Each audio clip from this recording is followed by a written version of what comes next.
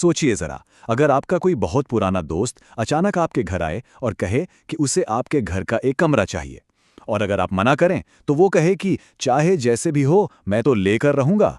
सुनने में अजीब लगता है ना, पर कुछ ऐसा ही हुआ इंटरनेशनल पॉलिटिक्स में, जब अमेरिका ने अपने खास सहयोगी डेनमार्क से कहा कि उसे ग्रीनलैंड चाहिए। तो आखिर ये पूरा डिप्लोमैटिक स्टॉर्म, ये बवंडर शुरू कहाँ से हुआ? चलिए देखते हैं। इसकी शुरुआत हुई कुछ ऐसे बयानों से जिन्होंने सचमुच आग में घी डालने का काम किया। और ये शब्द किसी और के नहीं बल्कि तत्कालीन अमेरिकी राष्ट्रपति डोनाल्ड ट्रंप के थे। अब देखिए, डिप्लोमेसी की दुनिया में ना ऐसी सीधी और लगभग धमकी भरी भाषा का इस्तेमाल ये बहुत ही अनयूजुअल होता है, मतलब बहुत ही असामान्य। ये कोई दोस्ताना बातचीत नहीं थी, ये तो साफ साफ एक अल्टीमेटम जैसा लग रहा था। और जाहिर है इस बात ने पूरी दुनिया का ध्यान अपनी तरफ खींच लिया। और अगर इसके बाद भी किसी के मन में कोई शक रह गया था, तो इस अगले बयान ने सब कुछ साफ कर दिया। मतलब ये कोई हवाई बात नहीं थी, ये एक पक्का इरादा था। मैसेज एकदम क्लियर था। अमेरिकी एडमिनिस्ट्रेशन इस मामले को लेकर बहुत सीरियस है और इससे फर्क नहीं पड़ता कि डेनमार्क क्या चाहता है। तो सवाल ये है कि भाई, अमेरिका को अचानक दुनिया के सबसे बड़े बर्फ से ढके इस द्वीप ग्रीनलैंड में इतनी दिलचस्पी क्यों हो गई आखिर? है क्या इस दूर दराज की जगह में ऐसा क्या खास? देखिए, ऑफिशियली तो कहा गया कि वजहें सिक्योरिटी और इकोनॉमी से जुड़ी हैं, लेकिन ये सिर्फ एक जमीन का टुकड़ा खरीदने का मामला नहीं था। नहीं, इसके पीछे एक बहुत बड़ी स्ट्रेटेजिक चाल थी जिसके गहरे जियोपॉलिटिकल मतलब छुपे हुए थे। तो कुल मिला के 3 बड़ी वजहें सामने आईं। पहली, अमेरिका की अपनी नेशनल सिक्योरिटी। क्यों? क्योंकि ग्रीनलैंड नॉर्थ अमेरिका के बहुत पास है और एक तरह से डिफेंस की पहली लाइन बन सकता है। दूसरी वजह, वहां मौजूद मिनरल्स और रेयर अर्थ मेटल्स का एक तरह से खजाना। और तीसरी और शायद सबसे अहम वजह थी आर्कटिक में रूस और चीन के बढ़ते असर को काउंटर करना। तो ये तीनों चीजें मिलकर ग्रीनलैंड को एक बहुत ही कीमती स्ट्रेटेजिक एसेट बना देती हैं। असल में चिंता की जो असली जड़ थी, वो थी आर्कटिक में रूस और चीन की बढ़ती मिलिट्री एक्टिविटी। ये इलाका जो है ना, ये सिर्फ बर्फ नहीं है, ये नेचुरल रिसोर्सेज का खजाना है, और इस पर कब्जे के लिए एक नई रेस शुरू हो चुकी है। कई एक्सपर्ट्स तो इसे एक नया ग्रेट गेम भी कह रहे हैं, मतलब बड़ी ताकतों के बीच दबदबे की एक नई लड़ाई। और इसी ग्रेट गेम के कॉन्टेक्स्ट में राष्ट्रपति ट्रंप ने अपनी बात रखी। उन्होंने इस पूरी डील को एक डिफेंसिव मूव की तरह दिखाया। उनका लॉजिक सीधा था कि भाई, अगर अमेरिका ग्रीनलैंड को अपने कंट्रोल में नहीं लेता तो रूस या चीन जैसा कोई कॉम्पिटिटर वहां अपना बेस बना लेगा।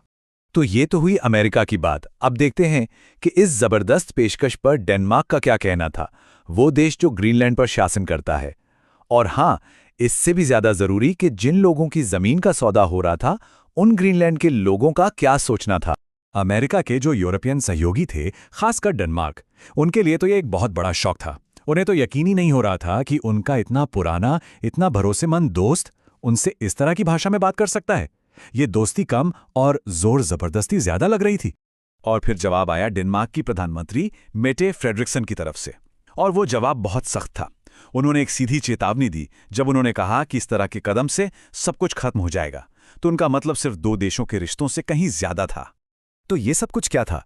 ये था नेटो, वो मिलिट्री अलायंस जिसे अमेरिका और यूरोप ने मिलकर अपनी सेफ्टी के लिए बनाया था, और साथ ही वर्ल्ड वॉर 2 के बाद का वो पूरा सिक्योरिटी सिस्टम जिस पर वेस्टर्न वर्ल्ड की सुरक्षा टिकी हुई है।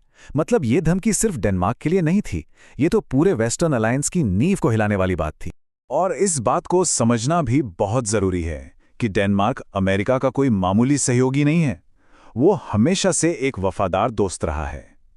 सोचिए, 2003 में जब अमेरिका ने इराक पर हमला किया था, तब भी डेनमार्क उसके साथ खड़ा था। तो ऐसे एक लॉयल दोस्त के साथ इस तरह का बर्ताव उनके लिए जाहिर तौर पर बहुत ही अपमानजनक था। लेकिन इसके जवाब में राष्ट्रपति ट्रंप ने क्या कहा? उन्होंने डेनमार्क के सदियों पुराने हिस्टोरिकल क्लेम को यह कह के खारिज कर दिया कि भाई 500 साल पहले तुम्हारी एक नाव वहां आ गई तो इसका मतलब ये नहीं कि जमीन तुम्हारी हो गई। ये बयान डेनमार्क के इतिहास और उसकी सोवरेनिटी, मतलब संप्रभुता का सीधा सीधा अपमान था। इसने तो जैसे जले पर नमक छिड़कने का काम किया। तो अब सिचुएशन काफी बिगड़ चुकी थी, धमकियों और अपमान का दौर चल रहा था।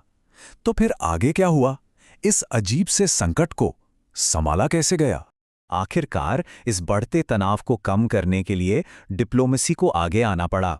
अमेरिका, डेनमार्क और ग्रीनलैंड के रिप्रेजेंटेटिव्स के बीच एक हाई लेवल मीटिंग तय की गई। अब सबकी निगाहें इसी पर थीं कि क्या बातचीत से इस बड़ी दरार को भरा जा सकता है। लेकिन ये पूरी घटना हमें एक बहुत बड़े सवाल के साथ छोड़ जाती है। क्या ये सिर्फ एक रियल एस्टेट डील करने का एक अजीब और कह सकते हैं भद्दा तरीका था, या फिर ये दुनिया के जो सेट रूल्स हैं उनको चैलेंज करने की एक कोशिश थी? और सबसे बड़ा सवाल ये है कि क्या भविष्य में कोई भी पावरफुल देश अपने ही किसी दोस्त की जमीन पर इस तरह खुलेआम दावा करने की हिम्मत करेगा?